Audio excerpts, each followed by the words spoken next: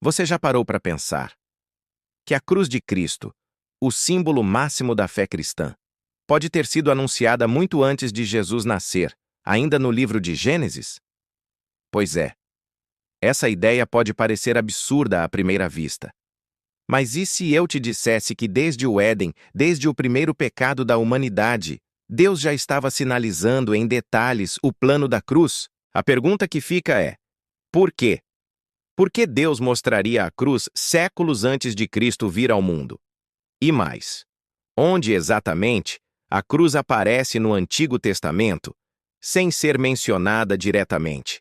Será que você já leu, já ouviu e não percebeu? Hoje você vai ver que a cruz não é um plano emergencial, não foi algo improvisado. Ela é o centro de tudo, desde o início dos tempos. Para entender isso, a gente precisa voltar para o começo da história, lá no capítulo 3 de Gênesis, onde tudo começa a desmoronar. Adão e Eva pecam, e o que Deus faz? Ele mata um animal para cobri-los com peles. Mas, por que isso importa? Porque foi o primeiro sangue derramado por causa do pecado. E adivinha? Isso é um sinal direto do que viria depois. A cruz também é sobre isso. Um inocente morrendo no lugar do culpado. Mas tem mais. Muito mais. Porque o que parece só um ato simbólico, na verdade, é a primeira pregação do Evangelho na Bíblia. Você já ouviu falar da proto-evangelho? É o nome dado ao verso 15 do capítulo 3. E porei inimizade entre ti e a mulher, entre a tua descendência e o seu descendente. Ele te ferirá a cabeça, e tu lhe ferirás o calcanhar. Esse versículo, que muita gente ignora, esconde a cruz. O descendente da mulher esmagando a cabeça da serpente, sendo ferido no processo. Isso soa familiar para você?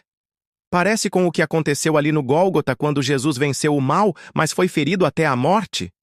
Só que calma, ainda estamos no começo. Porque tem mais uma história que já aponta diretamente para o sacrifício de Jesus. Tô falando de Abel e Caim. Quando Abel oferece um cordeiro e Caim oferece frutas da terra, Deus aceita o de Abel. Por quê? Por que Deus rejeita a oferta de Caim? Será que Deus tem algo contra vegetais? Não. A resposta está no tipo de oferta. Abel ofereceu sangue, vida. Caim ofereceu o fruto do próprio esforço. E aqui está o segredo. A cruz nunca foi sobre o que o homem pode fazer, e sim sobre o que Deus fez por nós. A aceitação da oferta de Abel aponta para a cruz, para o sangue derramado do cordeiro. Você já tinha percebido isso? Mas se você acha que isso foi só coincidência, então segura essa. O sacrifício de Isaque. Você lembra dessa história? Deus pede a Abraão que ofereça seu único filho, aquele que ele esperou por anos, como sacrifício. E no caminho, Isaque carrega a lenha nas costas, assim como Jesus carregou a cruz. Abraão levanta o cutelo, mas um anjo o impede. E no lugar de Isaque, aparece um carneiro preso num arbusto, um substituto, um sacrifício.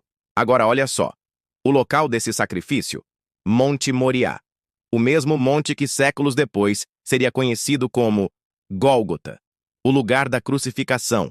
Coincidência? Ou plano milimetricamente desenhado? A essa altura, você já percebeu que a cruz está por toda parte, mesmo quando ninguém fala dela diretamente. Mas tem mais. Já ouviu falar sobre o tabernáculo de Moisés? Deus mandou construir aquele lugar com detalhes absurdos, medidas exatas, objetos específicos. Mas se você olhar de cima o formato do tabernáculo, ele forma o quê? O desenho de uma cruz. E no centro dessa cruz imaginária está o altar de sacrifício.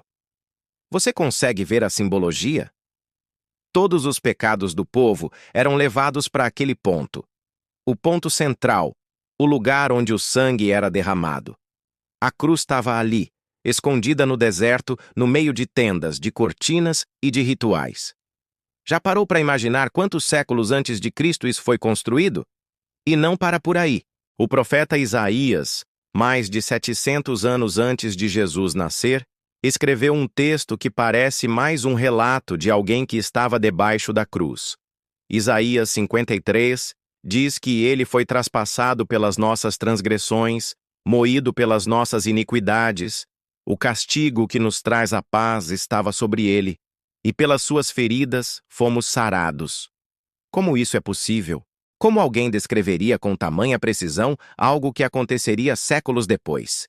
A única explicação é: a cruz já existia no coração de Deus antes da fundação do mundo. Agora deixa eu te fazer uma pergunta direta. Por que Deus se daria ao trabalho de esconder pistas da cruz por toda a Bíblia? Por que usar histórias, símbolos, metáforas, genealogias e sacrifícios durante milhares de anos, tudo apontando para um único evento? A resposta pode te chocar, porque a cruz é o ponto central da história da humanidade. Nada é mais importante. Nem os milagres, nem as guerras, nem os reis ou os profetas. A cruz é o momento onde o céu toca a terra, onde o amor e a justiça se encontram, onde a eternidade invade o tempo. Tudo antes da cruz aponta para ela. E tudo depois da cruz olha para trás, em direção a ela. Mas, e você? Já parou para pensar no que a cruz significa pessoalmente para sua vida? Será que ela é só um símbolo religioso para você? Ou será que você entende que ela estava nos planos de Deus desde o Gênesis e que tudo isso, todos esses sinais, histórias, sacrifícios e profecias, eram para mostrar que Deus já te amava antes mesmo de você nascer? A cruz não é o fim. Ela é o recomeço.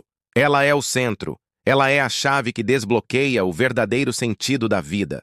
E agora que você viu tudo isso, me responde.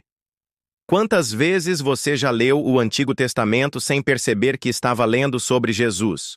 Quantas vezes você achou que eram só histórias antigas, sem notar que todas elas estavam gritando o nome de Cristo? Se isso te impactou, então compartilha com alguém que ainda acha que a cruz é só um símbolo, porque talvez, assim como você, ele também esteja a um passo de enxergar o plano de Deus desenhado desde o princípio dos tempos.